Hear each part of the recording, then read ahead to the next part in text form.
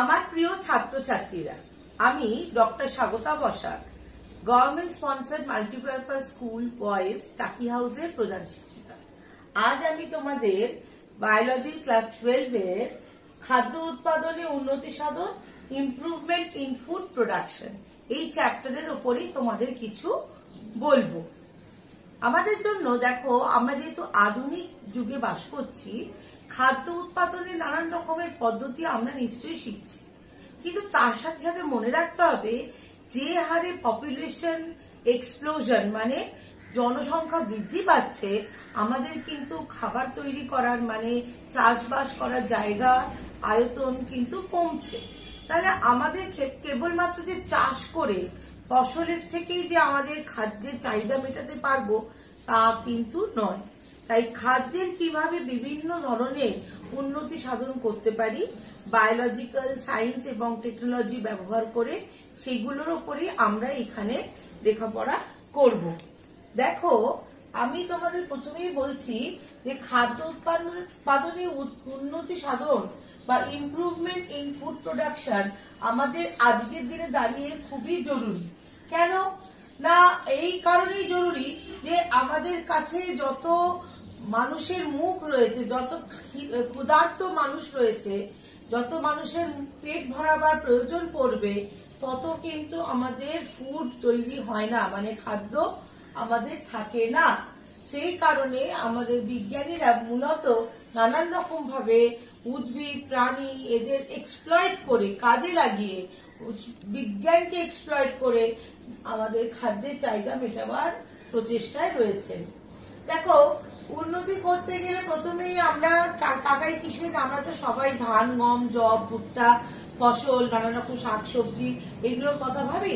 তো plant breeding এর উপরে একটা মানে উদ্ভিদ প্রজননের উপরে কিন্তু বিজ্ঞানীরা একটা নজর দিচ্ছে। এছাড়াও কলা পালন মানে আমি কতদিনে 6 মাস পরে ধান উঠবে বা 3 মাস পরে গম উঠবে, এই অপেক্ষায় না থেকে আমরা কিন্তু বিভিন্ন ল্যাবরেটরিতে মানে তোমার খুব সহজে এবং খুব তাড়াতাড়ি আমরা টিস্যু কালচার মানে কলা পালনের মাধ্যমে খুব টাইমটাকে কমিয়ে এনে আমরা ফসল ফলিয়ে ফেলতে পারছি। এছাড়াও কেবলমাত্র যে বস্তু আমরা চিরাচরিত খেয়ে আসছিলাম সেইগুলো ছাড়াও আমরা কিছু সিঙ্গেল সেল প্রোটিন মানে এককোষী কিছু বস্তু আমরা ব্যবহার করছি বা ক্ষুদ্রাতি ক্ষুদ্র মাইক্রোবস আমরা ব্যবহার করছি, যার মধ্যে থেকে আমরা অনেকটা প্রোটিনের চাহিদা মেটাতে পারি। এছাড়া যেসব ফসল আমাদের উঠছে তার থেকে আমরা বায়োফর্টিফিকেশনেরও একটা ব্যবস্থা করছি। বায়োফর্টিফিকেশন বলতে ধরো আমি ভাত খাচ্ছি, ভাতের মধ্যে যা যা পুষ্টি মূল্য থাকার কথা সেই সব জিনিসের সাথে সাথে আরো কিছু যদি তার মধ্যে যোগ করে দেওয়া যায়, তাহলে সেই ভাতের মধ্যে থেকে একটা মানুষ অনেক কিছু একসাথেই পেয়ে যেতে পারে। তাহলে পুষ্টি মূল্য বাড়াবার একটা, পুষ্টি গুণ বাড়াবার একটা প্রচেষ্টা চলছে। এছাড়া পশুপালন, আমরা কিন্তু কেবলমাত্র উদ্ভিদ নয়, বিভিন্ন পশু পাখি মাছ এদের থেকেও আমরা কিন্তু অনেকটা আমাদের খাদ্যের চাহিদা মেটাই। এখানেও নজর রাখা হচ্ছে কিভাবে আমরা সেখান থেকেও আমাদের খাদ্যের চাহিদা মেটাতে পারি। মৌমাছি চাষ করি, মৎস্য চাষে কিভাবে উন্নতি করা যায় এবং ইন্টেন্স মানে খুব ঘনভাবে সেখানে চাষ করে ফলন বেশি করানো যায় সেদিকে কিন্তু নজর দেওয়া হচ্ছে। প্রথমেই চলে আসছি উদ্ভিদ প্রজনন বিদ্যা। উদ্ভিদ বিজ্ঞানের যে শাখায় কৃষি শস্যের বংশগত বৈশিষ্ট্যের পরিবর্তন ঘটিয়ে নতুন ও উন্নত প্রকারের উদ্ভিদ সৃষ্টির কৌশল সম্পর্কে আলোচনা করা হয়, তাহলে সেই বিজ্ঞানকে আমরা কি বলবো না উদ্ভিদ প্রজনন বিদ্যা। মানে কৃষি শস্যের আমরা ফসল ফলানোর জায়গাটাকে বৃদ্ধি করছি, সেই কৌশল সম্পর্কে আলোচনা করছি, সেই বিদ্যাটাকে বলছে উদ্ভিদ প্রজনন বিদ্যা। এবং এই উদ্ভিদ প্রজনন বিদ্যার আমাদের প্রয়োজন কি? এই উদ্ভিদ প্রজনন বিদ্যার কারণ হলো আমরা চাই আমাদের ফলন বৃদ্ধি হোক, এবং সেই কারণেই দেখো এখন বিজ্ঞানীরা প্রচেষ্টা করে রত্না, জয়া, IRA এছাড়াও আরো অনেক রকমের আমরা ফসল কিন্তু পেয়েছি। যেমন ধরো সোনালিকা, কল্যাণ সোনা প্রভৃতি গম, আর এখানে আমি তোমাকে অলরেডি এখানে ধানের নামগুলো দিয়েছি। এই উচ্চ ফলনশীল মানে ধান আমরা পাচ্ছি। এছাড়া গুণগত মান বৃদ্ধি করাতে পারছি, যেমন অধিক চিনি সম্পন্ন তোমার আখের প্রজাতি তৈরি করা গেছে। উন্নত গঠনগত বৈশিষ্ট্য, যেমন খর্বাকার জাতের ধান, গম ইত্যাদিতে কি হয় না তোমার এদের ধান গম এদের কিন্তু সহজে মাটিতে পড়ে গিয়ে নষ্ট হচ্ছে না। তাই এই খর্বাকার কিছু উদ্ভিদ আমরা চেষ্টা করছি তৈরি করে নেওয়ার। এছাড়া তাপমাত্রা নিয়ন্ত্রণ করা, লবণাক্ত জমিতে জন্মাবার মানে ক্ষমতা অর্জন করা। তোমরা জানো যে লবণাক্ত মৃত্তিকাতে সব রকমের ফসল কিন্তু হয় না, কিন্তু এই মৃত্তিকাতে আমরা যদি কিছু ফসল তৈরি করে নিতে পারি, যারা এখানে বেঁচে থাকতে পারে, তাহলে কিন্তু সেখানে কৃষি কাজ বাড়বে, ফসল বেশি হবে, আমাদের জমির পরিমাণটাও বাড়বে এবং ব্যবহারযোগ্য হবে। এছাড়া তোমার তাপমাত্রা আর আলোকের কথা তো আমি বললামই। আরো রোগ কীট পতঙ্গ এদেরও থেকে যাতে রোগ না হয়। আমি অনেক ফসল ফলালাম কিন্তু রোগ হয়ে সমস্ত গাছের ফসলটা নষ্ট হয়ে গেল। রোগ প্রতিরোধ ক্ষমতা যদি বাড়াতে পারি, আর তোমার ধরো খরা, অতিবৃষ্টি এইগুলোতেও যাতে উদ্ভিদের ফসলের যাতে মানে ক্ষতি না হয়ে যায় সেদিকে নজর রাখতে পারি, তাহলে কিন্তু আমাদের ফসলের পরিমাণ বাড়বে। উদ্ভিদ প্রজননের বিভিন্ন রকমের পদ্ধতি আছে। প্রথমেই আমরা জানি যে উদ্ভিদ প্রবর্তন মানে প্লান্ট ইন্ট্রোডাকশন।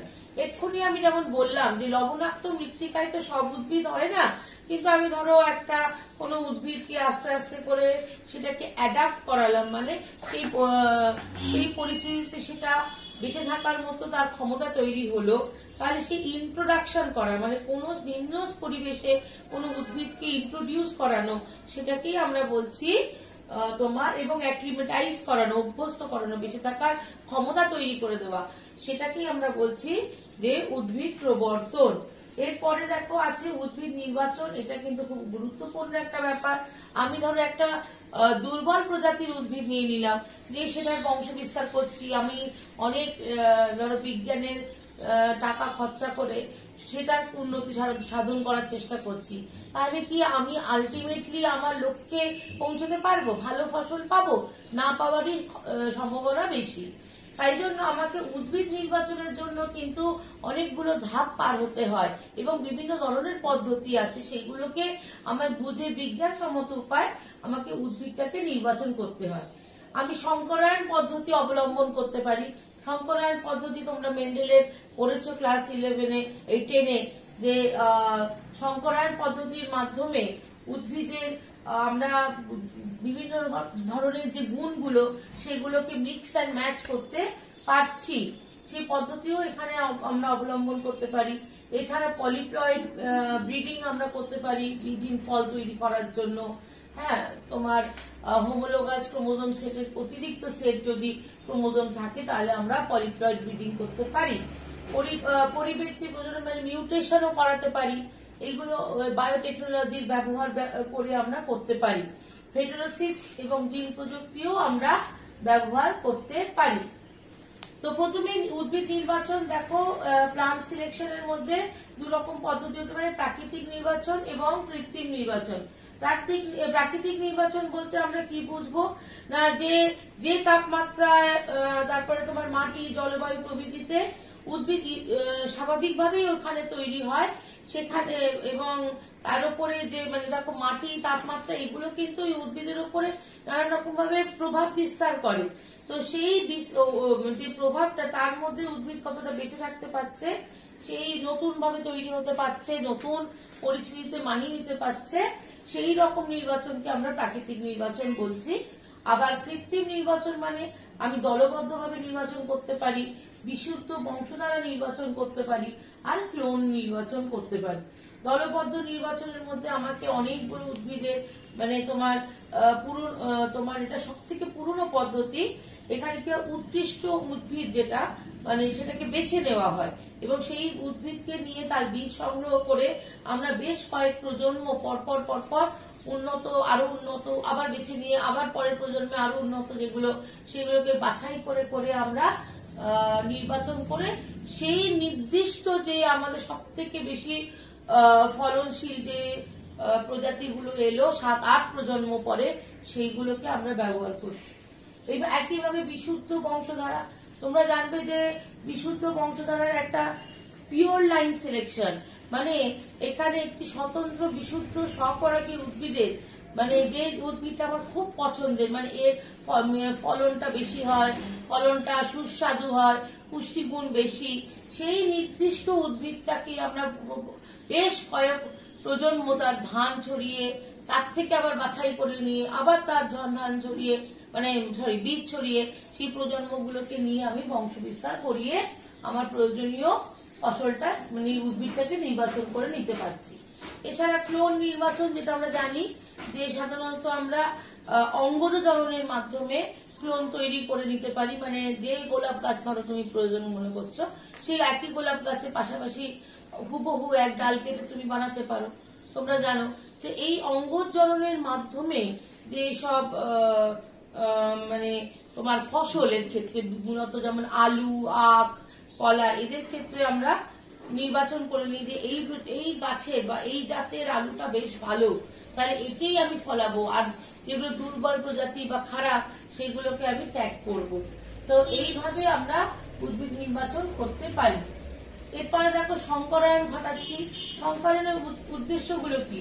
আমরা সংকরায়ন ঘটাচ্ছি কারণ উন্নত বৈশিষ্ট্যের সমাবেশ ঘটাবার জন্য, অধিক মাত্রায় জিনগত রোগরণ তৈরি করার জন্য, হাইব্রিড ভিগান সম্পন্ন উদ্ভিদগুলি সৃষ্টি করার জন্য, পলিপ্লয়েড প্রযুক্তি ব্যবহার করার জন্য, অ্যাপোমেকটিক শস্যের উৎপাদন ঘটাবার জন্য এবং বীজহীন ফল উৎপাদন করার জন্য আমরা এইগুলো করে থাকি।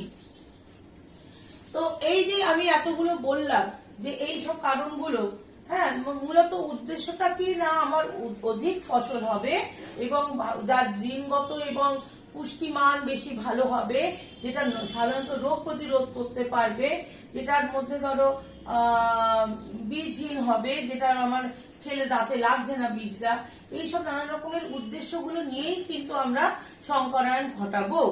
তো সংকরায়নের যে কৌশল, সেখানে তোমার এই নামগুলো কিন্তু খুব ইম্পর্টেন্ট, ভালো করে পড়বে। আইসোলেশন মানে আমার নির্বাচন করে নিতে হবে কোনটা। তারপরে এখানে দেখো আমি ইমাস্কুলেশন পদ্ধতি দেখিয়েছি। ইমাস্কুলেশন মানে পুং অঙ্গটাকে এখান থেকে কেটে বাদ দিয়ে দেওয়া, যেটা নির্বাচিত তোমার প্রজাতিটা বা যে গাছ উদ্ভিদটা নেওয়া হলো, সেই তার ফুলের আমি অংশগুলোকে কেটে, মানে পুং অঙ্গটাকে কেটে দিলাম। এই ইমাস্কুলেশনটা কিন্তু শর্ট কোয়েশ্চেনে বা 2 নম্বরের কোয়েশ্চেনেও আসে, তোমরা ভালো করে পড়বে। কেন কাটা হলো? যাতে ওই পুং অঙ্গ থেকে পরাগ রেণু গিয়ে তোমার শ্রীদানিতে পড়ে ওখানে নিষেক না ঘটাতে পারে, সেই কারণেই এটা করা হয়।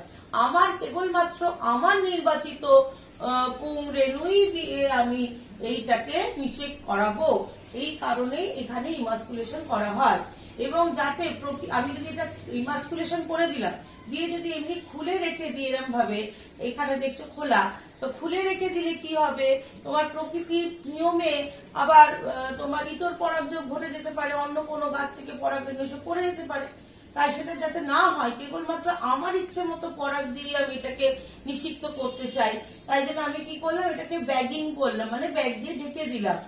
এরপরে আমি ক্রসিং করাবো। এখানে আমার পুরো ছবিটা ভালো করে দেওয়া আছে। এই দেখো, প্রথমে কাঁচি দিয়ে দেখো ইমাস্কুলেশন করানো হচ্ছে। কাঁচি দিয়ে প্রথমে আমি দেখো এখানে আমি ইমাস্কুলেশন মানে পুং অঙ্গটাকে কেটে দিলাম। তারপরে কি করলাম, ওইখানে আমার প্রয়োজন মতো যেটা আমার পছন্দ হচ্ছে সেই অংশটা, সেই পুংদানি থেকে পরাগ রেণু এনে আমি এই স্ত্রীটাকে নিষিক্ত করালাম। তারপরে আমার পরবর্তী প্রজন্মে আমার চাহিদা মতো, এবং সেটাকে লেবেলিং করে রাখলাম, যেটা লাস্ট পার্ট, এবং তার পরবর্তী প্রজন্মে আমি কি পাচ্ছি, আমার প্রয়োজন মতো সংকর উদ্ভিদগুলোকে আমি পেয়ে যাচ্ছি। ঠিক আছে, এইখান থেকে কিন্তু প্রশ্ন আসে, ভালো করে পড়বে। এছাড়া কলা পালন টিস্যু কালচার একটা ইম্পর্টেন্ট মিডিয়াম আমাদের এই খাদ্যের উন্নতি সাধনের প্রযুক্তির ব্যবহারের মধ্যে। যেমন পরীক্ষাগারে তুমি কি করতে পারো, কাঁচের পাত্র বা টেস্ট টিউব বা যে কোনো কনিক্যাল ফ্লাস্ক ইত্যাদি তার মতো উপযুক্ত পুষ্টি মাধ্যম ব্যবহার করবে এবং উদ্ভিদের কোনো একটা মানে উদ্ভিদের কোনো কোষ বা কলা বা যে কোনো অঙ্গের অংশ সেই পোষণ মাধ্যমে মানে সেই পুষ্টি মাধ্যমে দিয়ে তাকে ধীরে ধীরে বড় করে সেই কলা পালন করে তুমি একটা গাছ তৈরি করতে পারো এবং তোমার প্রয়োজন মতো গাছ তুমি পেয়ে যাচ্ছ খুব সহজে। এটাকেই বলা হচ্ছে কলা পালন বা টিস্যু কালচার। কলা পালনের বিভিন্ন রকমের প্রকার ভেদ হতে পারে। তুমি একটা অঙ্গ নিয়ে যদি মানে কোন একটা অঙ্গ ধরো মূল নিয়ে করলে, তাহলে যেমন এখানে আগের ছবিতে আমি দেখিয়েছি একটা মূল নিয়ে করা হচ্ছে, যেটা অঙ্গ পালন হতে পারে। আবার ক্যালাস পালন মানে সেখানে কয়েক গুচ্ছ কোষ নিয়ে তুমি কয়েকটা কোষের গুচ্ছ, সেটা ঠিক মতো বিভেদিত নয় এরকম কোষ গুচ্ছ নিয়ে করতে পারো। ভ্রূণ পালন করতে পারো। প্রোটোপ্লাস্ট কেবলমাত্র প্রোটোপ্লাস্ট নিয়ে করতে পারো। এছাড়া প্রলম্বন পালনও তুমি ঘটাতে পারো। এই কোষ বা কলা পালনের গুরুত্ব কি না, আমি তোমাদের প্রথমেই যখন ইন্ট্রোডাকশন বলছিলাম যে কলা পালন করা হয় ল্যাবরেটরিতে, সেটা কেন না খুব তাড়াতাড়ি মাইক্রো প্রোপাগেশন বলা হয় এটাকে, মানে খুব তাড়াতাড়ি ক্ষুদ্র অংশ জায়গায় মানে এবং ক্ষুদ্র অংশ নিয়ে আমরা এই প্রোপাগেশনটা করাচ্ছি। হ্যাঁ, এছাড়া রোগ মুক্ত, আমি যে প্রাণীটার থেকে যে উদ্ভিদটাকে আমি এই কলাটাকে নিচ্ছি, যে বাছাই করলাম যে উদ্ভিদটাকে, সেই উদ্ভিদটা রোগ মুক্ত আমি দেখে নিয়েছি। অতএব এর থেকে যদি আমি 100টা গাছ করি আমি জানবো সেই 100খানা গাছ কিন্তু রোগ মুক্তই হবে। এছাড়া দেহকোষের সংকরায়ন, ইচ্ছা মতো আমি দুটো কোষ নিয়ে সংকরায়ন ঘটাতে পারি। হ্যাপ্লয়েড উদ্ভিদ সৃষ্টি করতে পারি। দ্রুত ক্লোন তৈরি, খুব তাড়াতাড়ি এখানে বংশ বিস্তার হয়ে যায়, তাই দ্রুত ক্লোন সৃষ্টি করতে পারি। সমক্লোনাল ভেরিয়েশন আনতে পারি। মূল্যবান যৌগের মানে যে সব যৌগ আমি পুষ্টি মাধ্যমে দেব সেই উপাদানগুলো ব্যবহার করে উদ্ভিদটাকে আরো তুমি পুষ্টি সম্পন্ন করে তুলতে পারো। আর ট্রান্সজেনিক উদ্ভিদ সৃষ্টি করতে পারবো। এবারে দেখো, এই যে পরবর্তী যে অংশে আমি আসছি সেটা হলো সিঙ্গেল সেল প্রোটিন।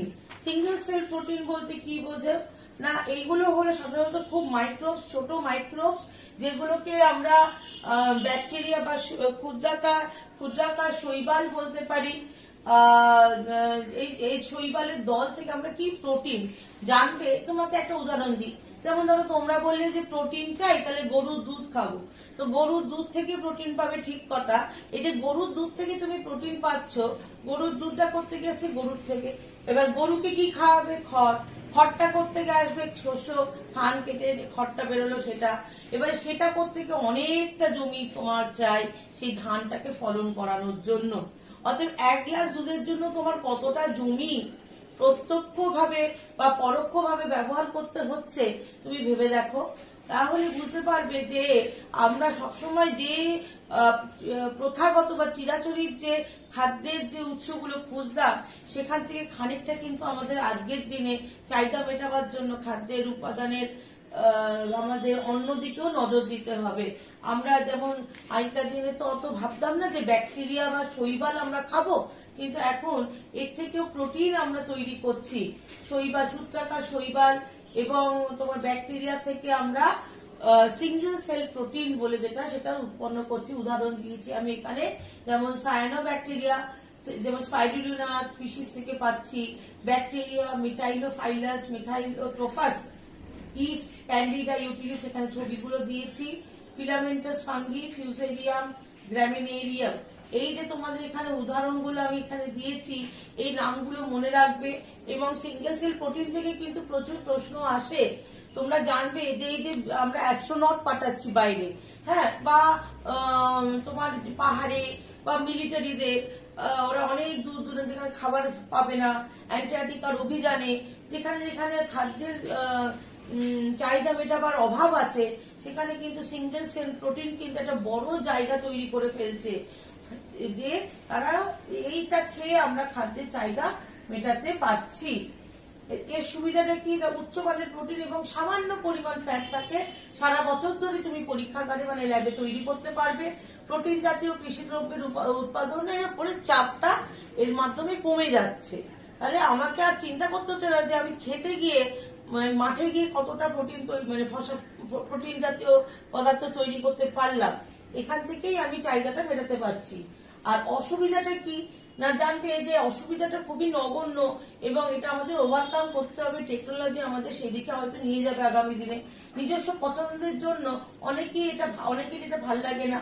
অণুজীবের মধ্যে বেশি পরিমাণ নিউক্লিক অ্যাসিড থাকায় খানিকটা আন্তরিক অসুবিধা হতে পারে এবং অ্যামাইনো অ্যাসিডের উপস্থিতি চাহিদার মতো নাও থাকতে পারে।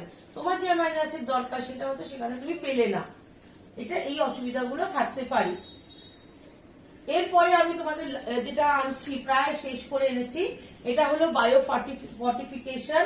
বায়োফর্টিফিকেশন মানে যেখানে তুমি যেসব ফসলের মধ্যে তুমি প্রয়োজন মতো পুষ্টিমূল্যতা বাড়িয়ে দিতে পারছো। বায়োফর্টিফিকেশন হলো সেই প্রক্রিয়া যার মাধ্যমে সব রকম পুষ্টি উপাদান সহ খাদ্যবস্তু উৎপাদন করা যায়। এখানে কয়েকটা উদাহরণ দিয়েছি, উদাহরণগুলো কিন্তু তোমাদের মনে রাখতে হবে। যেমন সোনালী ধান, যার মধ্যে পর্যাপ্ত ভিটামিন এ পাওয়া যায়। আলুর শ্বেতসারের পরিমাণ হলো 20, মানে আলুর শ্বেতসারের 20 থেকে 40% বাড়ানো গেছে। এছাড়া টমেটো কি হচ্ছে না, দেরি করে পাকানো যায় এবং এর শেলফ লাইফ মানে তুমি গাছ থেকে পেরে রেখে দিয়েছো, দেখে পচে যাচ্ছে, কেমন নরম ন্যাকন্যাকে হয়ে যাচ্ছে, সেই জায়গাটা কিন্তু তোমার আটকানো গেছে। চেষ্টা করা হচ্ছে যে আরো উন্নত যাতে করা যায়। প্রোটিন সমৃদ্ধ বিন এসে গেছে বাজারে, ভিটামিন সি সমৃদ্ধ টমেটো, সরিষা, কুমড়ো এসেছে। এছাড়া তোমার ক্যালসিয়াম ও আয়রন সমৃদ্ধ পালং শাক, শঙ্কর ভুট্টা, যার মধ্যে 2000 মিলিগ্রাম পরিমাণ লাইসিন এবং প্রায় দ্বিগুণ পরিমাণ ট্রিপ্টোফ্যান থাকে। এখানে শঙ্কর বানানটা একটু ভুল হয়েছে, যেটা দন্তেশ্ব হবে। ভিটামিন এ সমৃদ্ধ সবজি যেমন গাজর, কুমড়ো, এগুলো কিন্তু দেখো, গাজর, কুমড়ো মনে রাখবে, যত রকমের লাল সবজি মানে জানবার মধ্যে ভিটামিন এ আছে। ওই ভিটামিন এর পরিমাণ আরো বাড়ানো গেছে এই গাজর, কুমড়োতে, এই আধুনিক টেকনোলজি ব্যবহার করে। এবং এগুলো খেলে আমাদের কিন্তু শক্তি বাড়বে। এখানে কিছু ছবি দিয়েও আমি সেটা দেখিয়েছি এবং স্বাস্থ্য বজায় থাকবে।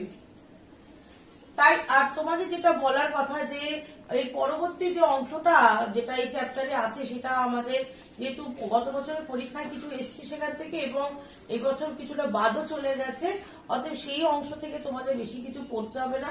যতটা এখানে বললাম সেগুলো মনোযোগ দিয়ে পড়ো। এখান থেকে তোমরা কোয়েশ্চেন নিশ্চয়ই পেয়ে যাবে, ভালো লিখতে পারবে আশা রাখি। আমি তোমাদের এই চ্যাপ্টারটা বোঝাবার জন্য ইন্টারনেটে বেশ কিছু ছবি ব্যবহার করেছি। তাই আমি Google pictures, Femina, www India, Shutterstock, Britannica, Wikipedia ইত্যাদি নানান ইন্টারনেটের যে সাইটগুলো আছে তাদের কৃতজ্ঞতা জানাচ্ছি। এছাড়া আমি উচ্চ মাধ্যমিক জীববিদ্যার বই ব্যবহার করেছি। ডক্টর তাপস দেব ও ডক্টর দুলাল চন্দ্র সাঁতরার প্রতি আমি কৃতজ্ঞতা জানাই। আশা করি তোমাদের এই চ্যাপ্টারটা পড়তে সুবিধা হবে। রাখলাম।